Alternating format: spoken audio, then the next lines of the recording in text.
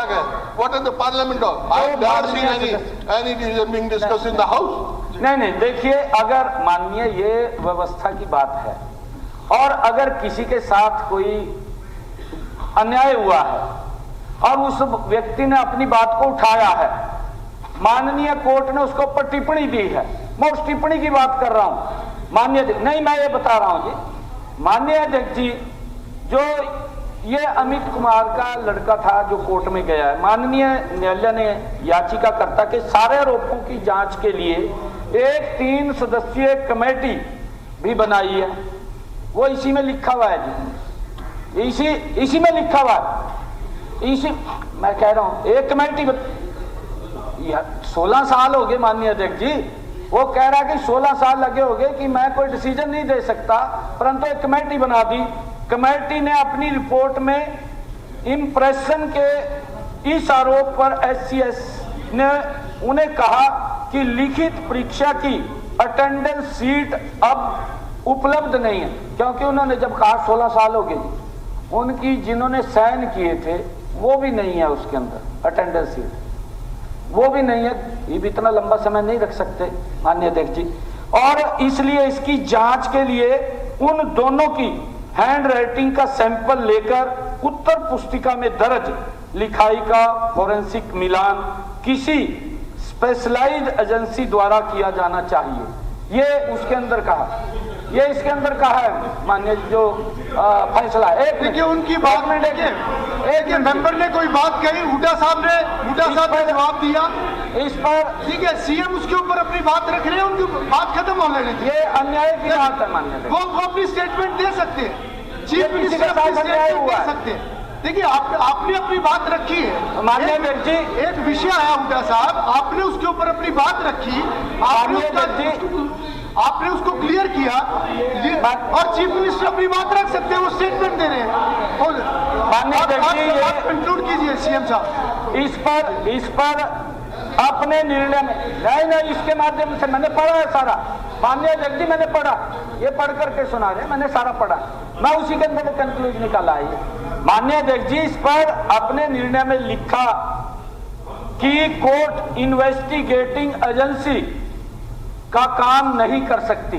माननीय कोर्ट ने कहा कि हम इन्वेस्टिगेट नहीं, उन्होंने फैसला सुना दिया भी कहीं गलत हुआ है, उन्होंने गलत हुआ भी एजेंसी कोई बने वो इसकी जांच करे, और स्टाफ सिलेक्शन कमीशन के पास तथ्यों की जांच करवाने की स्वतंत्रता। Please don't tell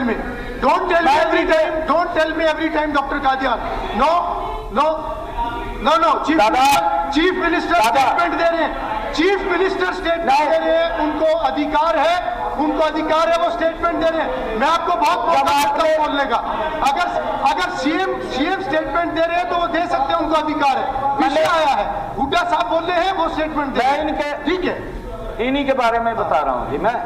staff selection commission के पास आप अपनी बात पूरी के पास तथ्यों की जांच करने की स्वतंत्रता थी, ये माननीय कोर्ट ने कहा।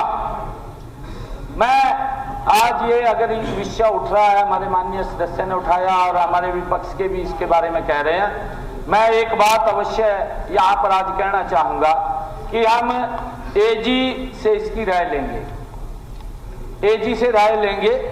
यदि कोर्ट के निर्णय की अनुपालना में हरियाणा स्टाफ सिलेक्शन कमीशन मामले की जांच किसी स्पेशलाइज्ड एजेंसी से करवा सकता है तो सरकार उसे तुरंत सेवाएं उपलब्ध कराने के लिए तैयार है।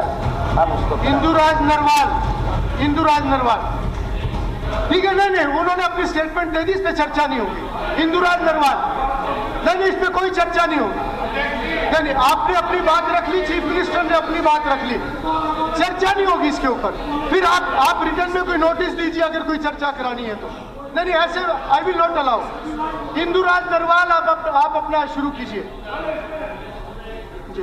सीएम साहब ने जवाब, सीएम साहब ने स्टेटमेंट, सिर्फ एक मिनट, वेरी शॉर्ट बात मैं नहीं कहना कोई चर्चा नहीं होगी। एक मिनट जी, नहीं I will not allow, time दे दिया भाई। विद साहब बहुत शॉर्ट होता है। हाई कोर्ट का जो फैसला हुड्डा साहब ने पढ़ के सुनाया है और जो मुख्यमंत्री जी ने सुनाया है उससे ये स्पष्ट होता है कि हुड्डा साहब ने जजमेंट के बहुत सारे हिस्से छुपा लिए। This is misleading the house. चलिए, this is misleading the house. ठीक। इंदुराज नरवाल, चलिए।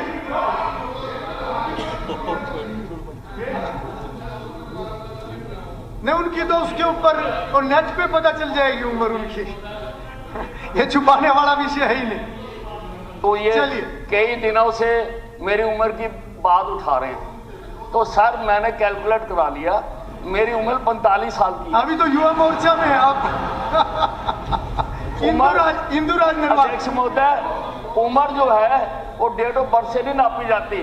मैंने कल 45 साल के युवक के साथ दौड़ लगाई और मैं उससे आगे निकला, इसलिए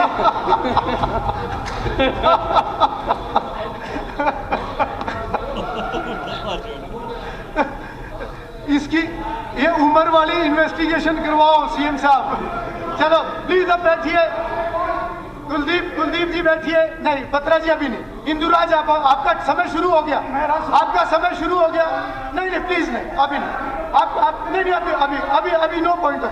आप बैठिए। नहीं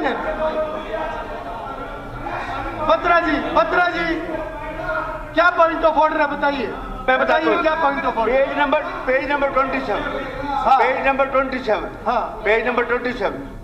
काइंडली एक मिनट भाई साहब प्लीज। मुश्किल से परमिशन मिली है, आप नहीं बोल रहे थे तो मर्जी आपकी।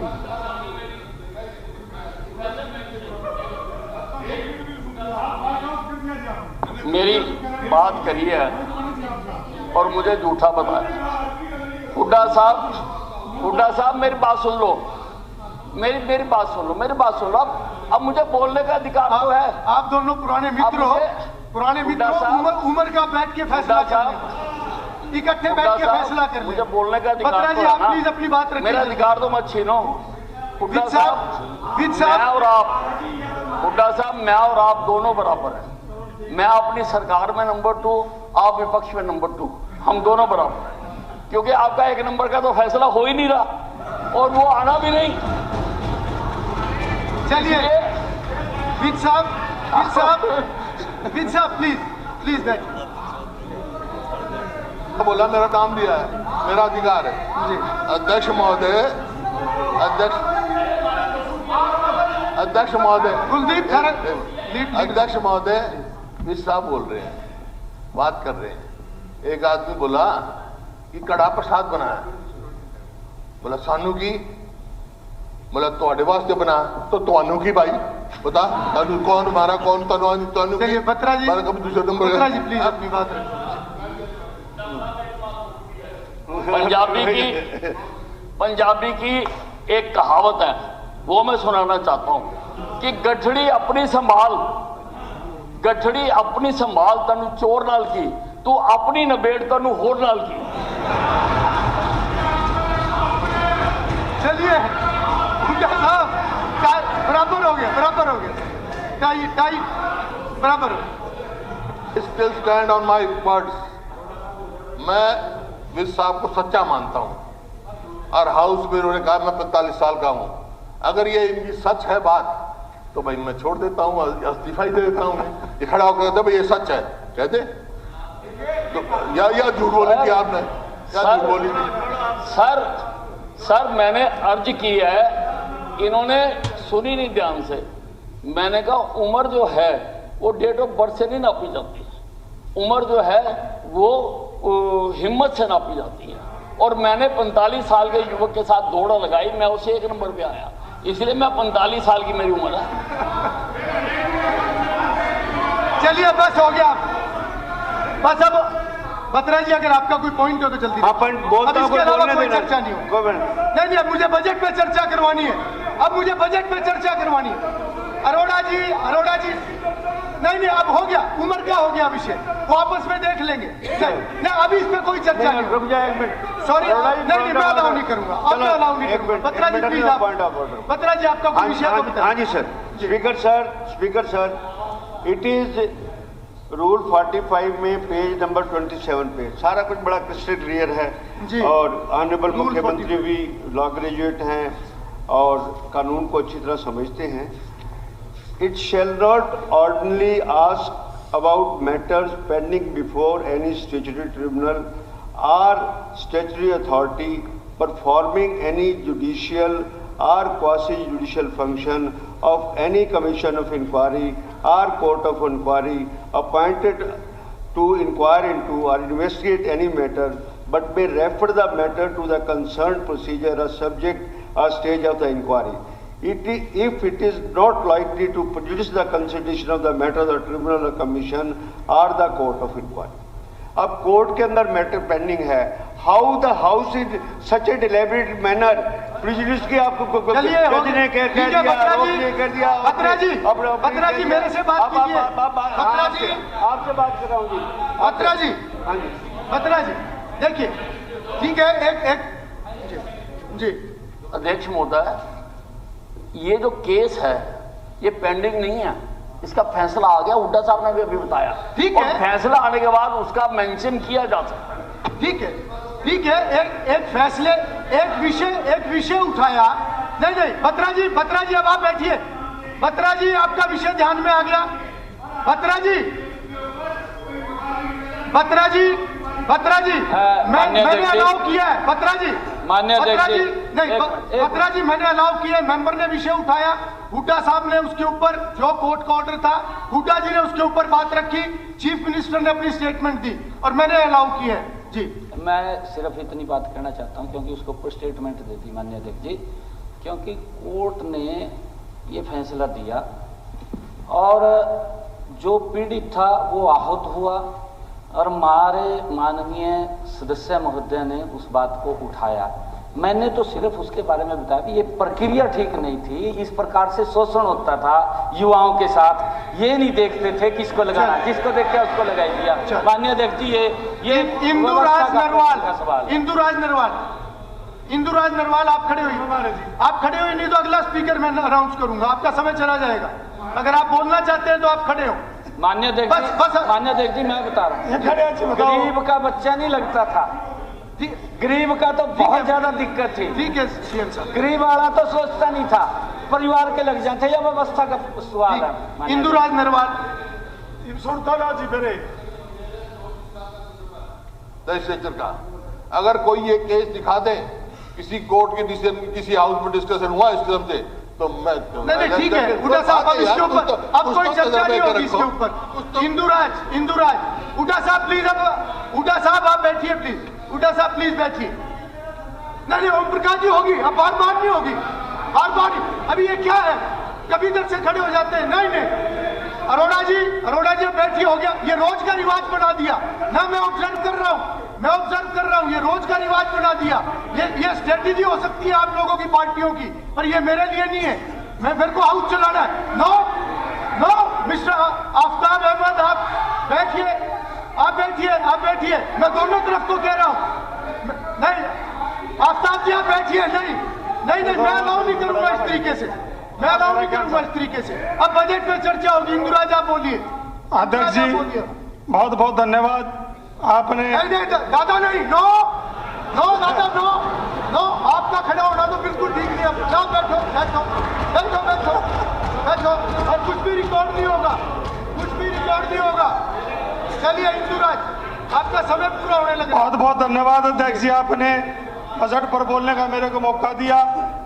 और आदरणीय मुख्यमंत्री जी ने वित्त मंत्री के नाते जब बजट को पेश किया गया तो इसमें पेश तो बहुत बड़ा है, बहुत बड़ी मोटी कापी हमारे को दी गई और लगभग 3 घंटे आदरणीय मुख्यमंत्री जी ने बजट पढ़ने का काम किया।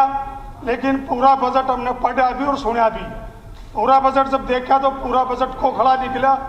बजट के अंदर जब बजट देने की बात आई तो सभी विधायकों को 5 करोड़ रुपए 5 साल के लिए हल्के को देने का काम किया गया।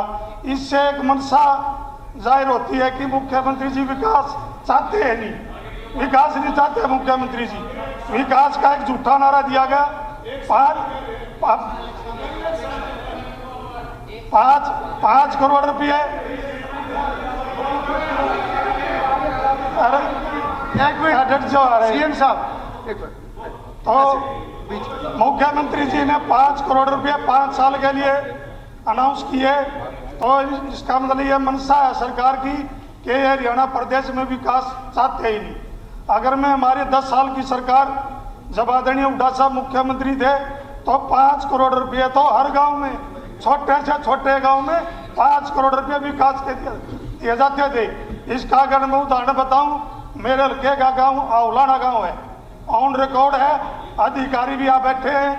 एक गांव के लिए अगर ग्रांट की से बात आई तो 17.5 करोड़ रुपए औलाना गांव में देने का काम किया था।